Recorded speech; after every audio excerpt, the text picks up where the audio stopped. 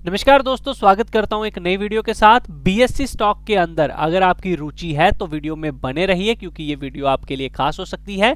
BSc stock का fundamental कैसा है और जो कोई होल्डिंग लेके बैठा है, क्या फंडामेंटल के हिसाब से ये स्टॉक अच्छा है या बुरा, ए टू जेड आपको बताऊंगा। और हाँ, दूसरी चीज, अगर कोई बीएससी शेयर के अंदर एक नई पोजीशन बनाना चाहता था, इस बीएससी स्टॉक को अपने पोर्टफोलियो में ऐड करना चाहता है, या फिर कोई नीचे के लेवल पे एवरेज करने का सोच रहा है इस बीएससी शेयर को, तो ध्यान रखो, ये वीडियो ध्यान से देखना। इस वीडियो के बाद आपका बिल्कुल डाउट क्लियर और सीधा एक स्टिक डिसीजन होगा इस स्टॉक में पोजीशन बनाने की। तो फिर से बता दूं, बीएससी स्टॉक में अगर आप लोगों का इंटरेस्ट है तो ही इस वीडियो को देखना, अदरवाइज आप इस वीडियो को छोड़ के जा सकते हैं। बट हाँ, जो लोग नॉलेज के लिए आए हैं वो इस बीएससी स्टॉक के एनालिसिस में बहुत सारी चीजें भी सीख कर जाएंगे। तो सबसे पहले तो आप लोगों को बताना चाहूंगा कि बीएससी स्टॉक में अगर आपने पोजीशन बनाई इस शेयर के अंदर, तो सबसे पहले आपको ये पता होना चाहिए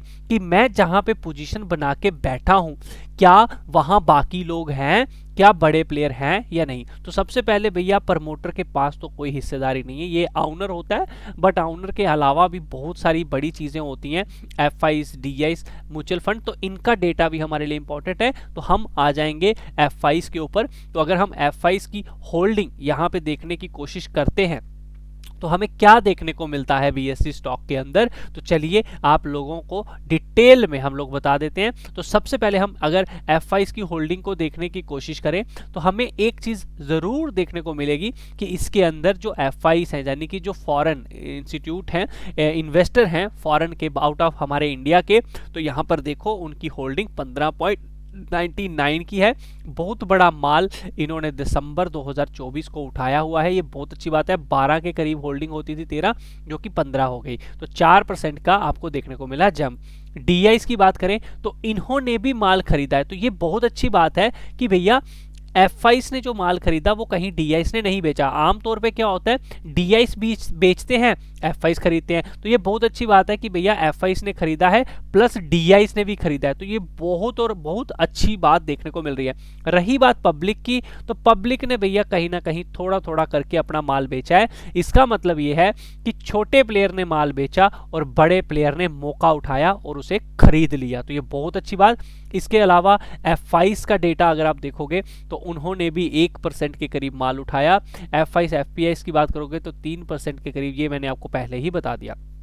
तो यहाँ पर यानी कि बाय ऑन डिप जो है वो जरूर इस स्टॉक में और भी अभी देखने को आपको जरूर मिलना चाहिए, ये बात ध्यान रखिए। तो यानी कि अगर आपने इस स्टॉक बीएससी शेयर में अपना पैसा लगाया था बीएससी स्टॉक के अंदर, तो एक आपका डिसीजन बिल्कुल सही है, क्योंकि इसके अंदर बड़े निवेशक भी आते हैं और वो अपनी स्टडी बहुत अच्छे तरीके से करके ही किसी स्टॉक में पैसा लगाते हैं। तो अगर आप एक लॉन्ग टर्म के निवेशक हैं तो आपको घबराने की जरूरत नहीं है अगर ये फॉल कर रहा है। बट फॉल करते हुए कितना फॉल करेगा, कहां खरीदना है, वो चीज बहुत इंपॉर्टेंट होती है।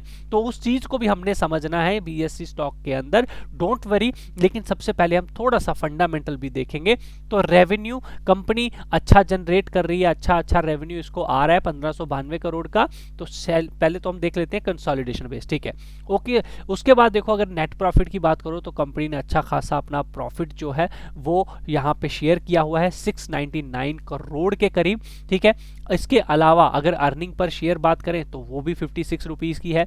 इसके अलावा अगर कंपनी के कर्जे की बात करें तो कर्जा कंपनी के ऊपर नहीं है, तो यानी कि रिस्क फैक्टर बहुत ही कम है। प्रॉफिट को क्या कंपनी कैश में कन्वर्ट कर पा रही है, तो जहां पे हम देखेंगे कि कहीं ना कहीं ऑपरेटिंग एक्टिविटी में बहुत अच्छे तरीके से कंपनी अपने मार्जिन्स को संभाल के रख रही है। ऑपरेटिंग एक्टिविटी में इन्हें कोई भी दिक्कत जो है वो नहीं आ रही है। बात करते हैं कंपनी की इनकम स्टेटमेंट की, तो ईयरली बेसिस पे ही अगर हम ध्यान दें तो हमें देखने को मिलेगा अच्छा खासा सेल्स से ही मेन जो पैसा है वो आ रहा है, अदर इनकम से ज़्यादा पैसा नहीं है। तो इसका मतलब ये है कंपनी अपने मेन बिजनेस से ही सारा जो इनकम है वो जनरेट कर रही है। तो दोस्तों, अभी तक जो चीज़ें हमने समझी, हमें दिखा कि कंपनी एक अच्छी कंपनी है, अच्छा फंडामेंटल है, बट कंपनी क्या कैश रिच कंपनी है या फिर नहीं है, तो आइए उस चीज़ को भी हम लोग समझ लेते हैं। तो दोस्तों, बीएससी स्टॉक का कंसोलिडेशन बेसिस के ऊपर ही हम डेटा जो है वो देखेंगे। I am sorry.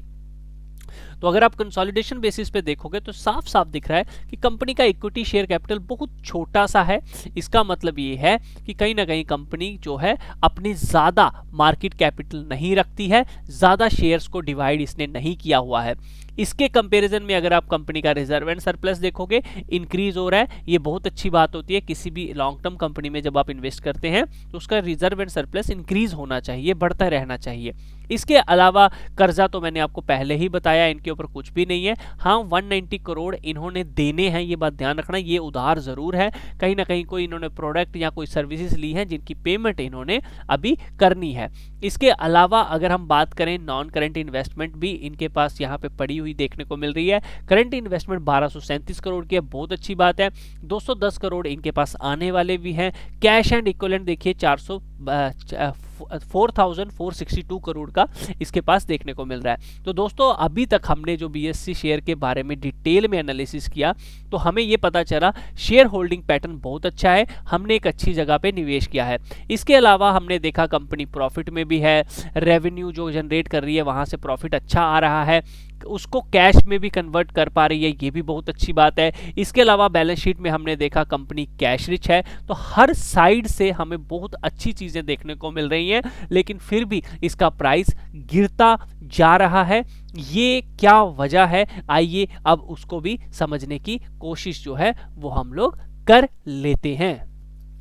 So guys ये है इसका टेक्निकल चार्ट, कैंडलस्टिक चार्ट इसे कहते हैं। अगर आप लोगों को नॉलेज नहीं है तो आप हमारे चैनल के ऊपर बेसिक सीख सकते हैं, बिल्कुल बेसिक से आपको वीडियोस भी मिल जाएंगी, हमारी सीरीज़ है। अब दूसरी चीज़, मैं एक चीज़ और बता दूं कि इस स्टॉक के बारे में ऑलमोस्ट सबको पता है, लेकिन कुछ चीज़ें होती हैं इन्वेस्ट करने को लेकर, कुछ चीज़ें होती हैं ना इन्वेस्ट को लेकर। तो इसके लिए एक डिटेल आर्टिकल हमने पोस्ट कर दिया है जिसमें आप इसके बारे में समझ भी सकते हैं। इसकी कुछ एडवांटेज हैं, कुछ डिसएडवांटेज हैं, इन दोनों को आप कंक्लूजन निकाल के चीज़ों को देख भी सकते हैं। तो अगर कोई डिटेल में स्टडी करना पसंद करता है, रिटर्न मटेरियल अच्छा रहता है, तो वो उसको स्टडी कर सकता है। इस आर्टिकल को वीडियो के डिस्क्रिप्शन में आपको लिंक भी दे दूंगा। तो दोस्तों एज पर टेक्निकल लेवल, मैं सबसे पहले आप लोगों को एक चीज़ बोलना चाहूँगा, जिस लेवल पे आकर ये खड़ा है 4553 का लेवल, ध्यान रखना ये बड़ा ही एक खतरनाक लेवल है, क्योंकि यहाँ से अगर ये 2-3 दिन और 4553 के नीचे जाकर क्लोजिंग देता है, याद रखना 2 रेड कैंडल अगर इसके नीचे आ गई डे के बेसिस पे, ध्यान रखना 2 रेड कैंडल डे के बेसिस पे आ गई, पॉसिबिलिटी यही है अगला टारगेट 4087-3571 का होने वाला है। यहां तक इसका जाना तय हो जाएगा। या फिर वीकली बेसिस पे भी अगर ये इसके नीचे सस्टेन हो गया 3 दिन लगातार नीचे सस्टेन हुआ, पॉसिबिलिटी है कि आपके 3571 के टारगेट आएंगे ही आएंगे। इसको आना पड़ेगा, मार्केट नीचे लेके जाएगी, ये इसका नेक्स्ट रहेगा। इसकी सबसे अच्छी सपोर्ट जो होगी आने वाले समय में वो है 2571। यहाँ पे आपको बहुत बड़ी बाइंग देखने को मिलेगी, बहुत सारे बड़े निवेशक और भी इसमें इन्वेस्ट करना पसंद करेंगे इस लेवल के ऊपर। तो अगर किसी को मार्क करके रखना है, फ्रेश एंट्री करनी है, वो चाहता है मैं अच्छे लेवल पे खरीदूं एक सबसे सस्ता प्राइस, तो वो प्राइस होगा 2571 का। जो लोग किस्तों में खरीदना चाहते हैं कि भैया मैं थोड़ा थोड़ा खरीदना चाहता हूं, तो उसके लिए पहला लेवल 4085 का होगा, सेकंड 3571 का। जो ऊपर के लेवल पे ले चुके हैं अभी अवॉइड करें, एवरेज का ये सही टाइम नहीं है। नीचे की तरफ एवरेज अगर करनी है तो 4085 तक रुक जाइए, वहां आप थोड़ी एवरेज कर सकते हैं 10 से 20%। नेक्स्ट आप 30% यहां करिए, बाकी जो रेस्ट 70% अमाउंट बचेगा वो यहां पर निवेश करने का सही इसमें एक आपके लिए मौका होगा। लेकिन एक बात ध्यान रखना, कभी भी अंधभक्त बन के निवेश नहीं किया जाता। इस लेवल पे भी जब आएगा ना तो वन डे के बेसिस पे कोई रिवर्सल होगा, कोई अच्छी सी कैंडल बनेगी, वहां पे एक मोमेंटम कुछ बनेगा, कुछ वॉल्यूम आएगी, कुछ इंडिकेशंस होते हैं, तो वो आप सीख सकते हो हमारे चैनल के ऊपर बिल्कुल फ्री ऑफ कॉस्ट बेसिक वाली सीरीज को देखकर। बाकी मैं भी आप लोगों को जरूर पोस्ट करूंगा जब इन लेवल के पास कोई इंडिकेशन मिलेगा। अदरवाइज जैसे कि इसका फंडामेंटल बहुत अच्छा है, तो किसी के पास कैपिटल है, तो जी हाँ कहीं ना कहीं आप लोगों को देखने को मिलेगा डे के बेसिस पे ये 200 पीरियड भी आने वाली है। तो 4085 एक फर्स्ट इन्वेस्टमेंट 10 से 20% की जरूर रहेगी, 30% 3571 के पास रहेगी, 70% 2571। उसके बाद इसके अंदर कोई निवेश नहीं बनता, वेट एंड वॉच वाली स्थिति होगी और वापस हमें दोबारा ये टारगेट एंड इस रेंज में टारगेट मिलेंगे। अब ध्यान रखना, खतरे की घंटी आपकी इस जोन पे देखने को आपको जरूर मिलेगी। सो पॉसिबिलिटी है अगर ये 4553 के नीचे सस्टेन हुआ तो ये बीएससी का स्टॉक आपको बड़ी गिरावट देखने को मिलेगी, जिसमें आपके दो लेवल आना तय हैं, 4085 3573। दोस्तों किसी भी लेवल पे जब स्टॉक आता है वहां पे एक इंडिकेशन बनता है, कोई चैनल पैटर्न है। अभी इसके अंदर कोई ट्रेंड लाइन वाला कुछ भी नहीं है, तो हो सकता है ये कुछ इस तरह से इस ट्रेंड लाइन के नीचे दोबारा से आ जाए, इस तरह चलना शुरू हो जाए। सो आप लोगों को ऊपर की तरफ मैं कुछ नहीं कहूंगा कि आप बाइंग करें, ऊपर की तरफ आई बिलीव दैट जो लोग ट्रैप हुए हैं वो 4861 पे एग्जिट अगर उनको लगता है उनका प्राइस है यहाँ पे तो निकल सकते हैं। जब तक ये स्टॉक, अब ध्यान रखना मैं फिर से आप लोगों को बोल रहा हूँ, जब तक ये 4861 के ऊपर सस्टेन नहीं होता बाइंग इसके अंदर नहीं बनती है। अगर ये 4861 के ऊपर सस्टेन होता है, 3-4 कैंडल ग्रीन क्लोज करता है वनडे के बेसिस के ऊपर, तो आपको ऊपर की तरफ एक टारगेट देखने को जरूर मिलेगा जो कि नियर अराउंड आपका 5300 5500 तक जाता हुआ मिलेगा। लेकिन ध्यान रखना रिस्की रहेगा, और अगर आप इसके ऊपर खरीदते हैं तो आपका स्टॉप लॉस जो है 4861 का ही होना चाहिए, इससे बड़ा नहीं होना चाहिए। इसमें दूसरी पॉसिबिलिटी ये भी बन सकती है कि ये 48 से लेके 45 के लेवल के बीच में सस्टेन करने के बाद एक मोमेंटम आपको दिखा सकता है।